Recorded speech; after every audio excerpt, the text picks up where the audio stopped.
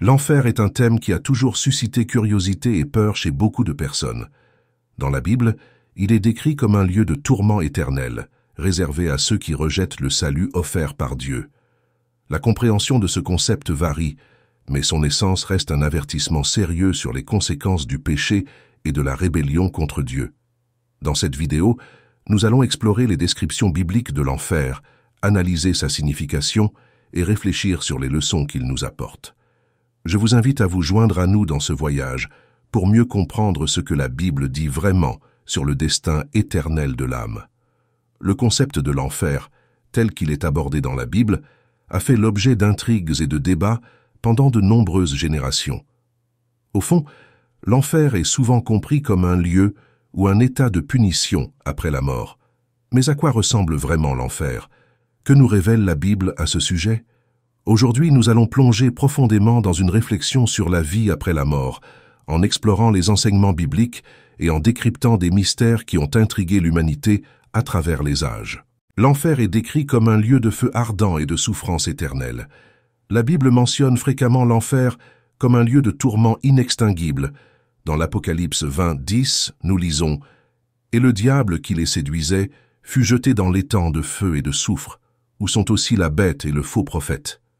Et ils seront tourmentés jour et nuit au siècle des siècles. » Ce passage montre clairement que la punition éternelle est réelle et que l'enfer est un destin terrible pour les perdus. Jésus, dans ses paroles, n'a pas évité de parler de l'enfer. Dans Marc 9:43, il nous avertit du danger du péché en disant « Si ta main te fait tomber dans le péché, coupe-la. Il vaut mieux pour toi entrer manchot dans la vie que d'avoir les deux mains et d'aller dans la géhenne, dans le feu qui ne s'éteint point. » L'enfer, tel que le décrit Jésus, est un lieu de feu inextinguible, une réalité qu'il a abordée à plusieurs reprises dans ses enseignements. Saviez-vous que le mot « enfer » provient du terme hébraïque « géhenne », qui se réfère à la vallée de Hinnom, un endroit en dehors des murs de Jérusalem? Cette vallée était connue pour les pratiques de sacrifices humains et d'idolâtrie, et plus tard elle a été utilisée comme décharge, où le feu brûlait constamment et où les vers proliféraient. Cette image est devenue une représentation vivante du destin des damnés. L'étang de feu mentionné dans l'Apocalypse 20:13-15 est décrit comme la seconde mort, une séparation éternelle d'avec Dieu. Et si quelqu'un ne fut pas trouvé écrit dans le livre de vie, il fut jeté dans l'étang de feu. Le message de Jésus était clair. Sachant combien l'enfer est terrible, tout sacrifice vaut la peine pour l'éviter. Nous ne pouvons pas penser au royaume de Dieu uniquement en termes de récompense, mais nous devons également considérer le sacrifice et le désespoir de l'enfer. L'enfer est également décrit comme un lieu d'obscurité absolue. Dans Matthieu 8:12, il est dit que certains seront jetés dans les ténèbres extérieures, où il y aura des pleurs et des grincements de dents. Imaginez être dans un lieu si sombre que vous ne pouvez rien voir, où tout ce que vous entendez est des sons de tristesse et de désespoir. Cette utilisation d'images si forte souligne la nature terrifiante de l'enfer. Jésus a été la figure qui a le plus parlé de l'enfer dans la Bible. Cependant, il y a des ministères qui évitent de mentionner l'enfer dans leurs sermons. Mais selon la Bible, ceux qui s'éloignent de Dieu seront jetés dans les ténèbres, séparés de toute source de réconfort. Ces ténèbres résultent de l'exclusion du ciel, une terre de lumière et d'espoir, où la présence de Dieu est la seule source de vie et de joie. La misère des condamnés est décrite comme une grande affliction. Les pleurs et les grincements de dents symbolisent l'angoisse spirituelle éternelle, une expérience résultant de la colère de Dieu. Ceux qui sont condamnés pour leurs péchés regretteront amèrement, enviant le bonheur des sauvés et réfléchissant avec effroi sur le passé. La solitude sera l'un des souffrances les plus profondes, car l'enfer est un lieu de complète isolation de l'amour et de la miséricorde de Dieu. Dans 2 Thessaloniciens 1, nous sommes informés que ces gens subiront la peine d'une destruction éternelle, loin de la présence du Seigneur et de la gloire de sa puissance. Il est impossible d'imaginer un Dieu qui ne punirait pas le péché, car la justice divine exige que le mal soit confronté et jugé. La punition en enfer est éternelle, et la destruction mentionnée dans la Bible n'est pas une annihilation, mais la perte du but de la vie. Bien que le feu soit une caractéristique marquante de l'enfer, il ne le définit pas seulement. Le Seigneur était avec les 3 jeunes Hébreux dans le feu comme décrit dans Daniel 3, et ils n'ont pas éprouvé de malaise. L'enfer, en revanche, est un lieu où les humains sont séparés de Dieu et de tout ce qui est bon et béni en sa présence. C'est un endroit où il n'y a ni lumière, ni espoir, ni consolation, sauf par la justice implacable de Dieu.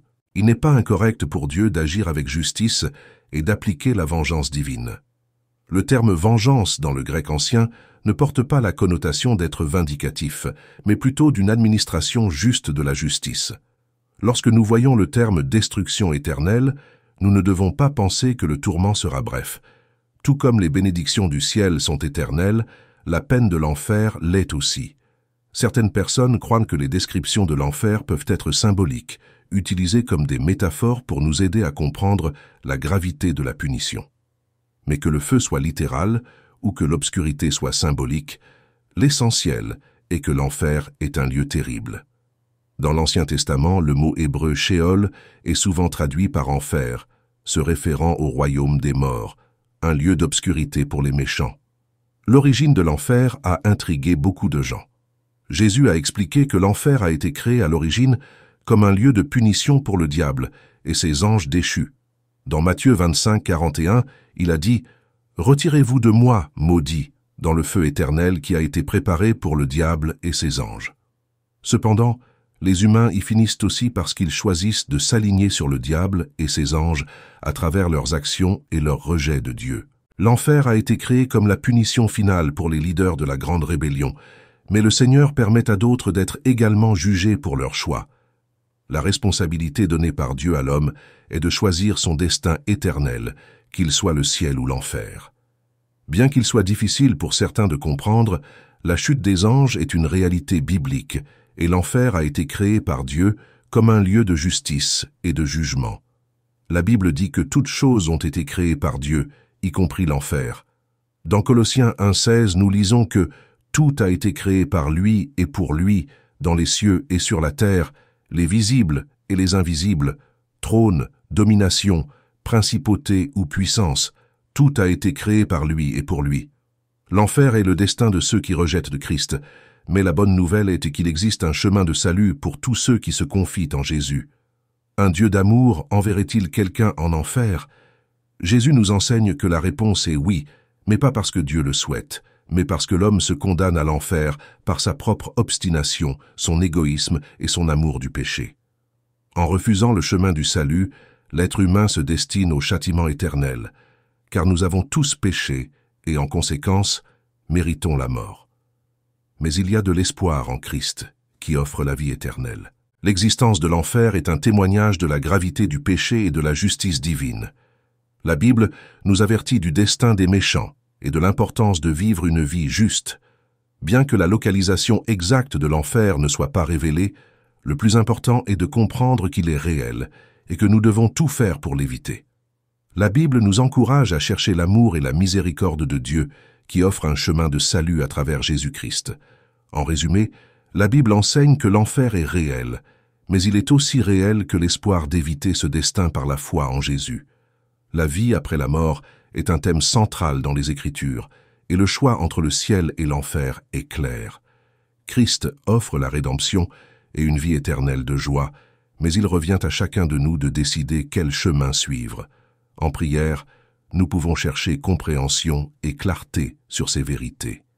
Que Dieu nous aide à comprendre la gravité de nos choix et à nous rappeler son amour et son sacrifice, que nous puissions vivre des vies qui reflètent la grâce de Dieu, afin que d'autres puissent connaître l'espoir que nous avons en Christ. Et maintenant, une question.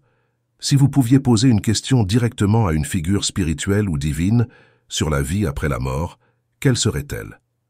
Partagez votre réponse dans les commentaires. Si ce contenu vous a été utile, soutenez-nous en vous abonnant, afin que nous puissions continuer à explorer ces thèmes ensemble.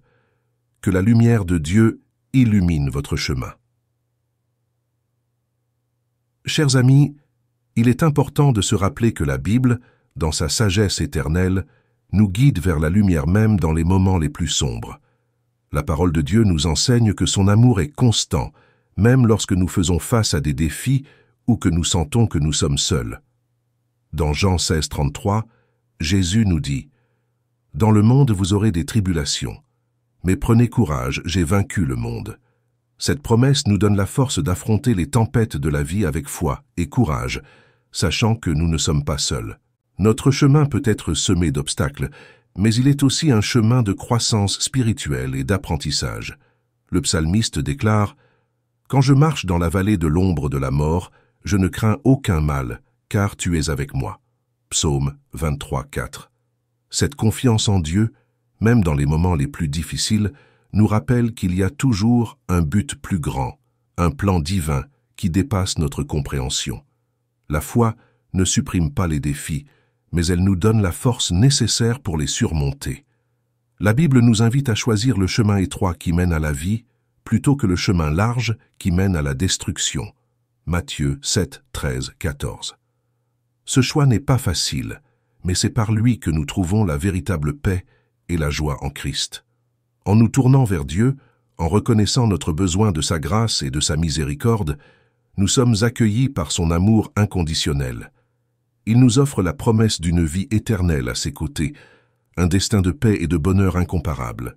Si vous traversez des moments d'incertitude ou de désespoir, rappelez-vous que Dieu est à vos côtés, prêt à guider vos pas. Confie-toi de tout ton cœur au Seigneur et ne t'appuie pas sur ton propre discernement. Proverbe 3, 5. En mettant votre confiance en lui, vous trouverez la force et l'espoir nécessaires pour avancer, sachant qu'en Christ, il y a toujours un nouveau matin, un nouveau commencement. Que la paix de Dieu, qui surpasse toute compréhension, garde votre cœur et votre esprit en Christ Jésus. Amen.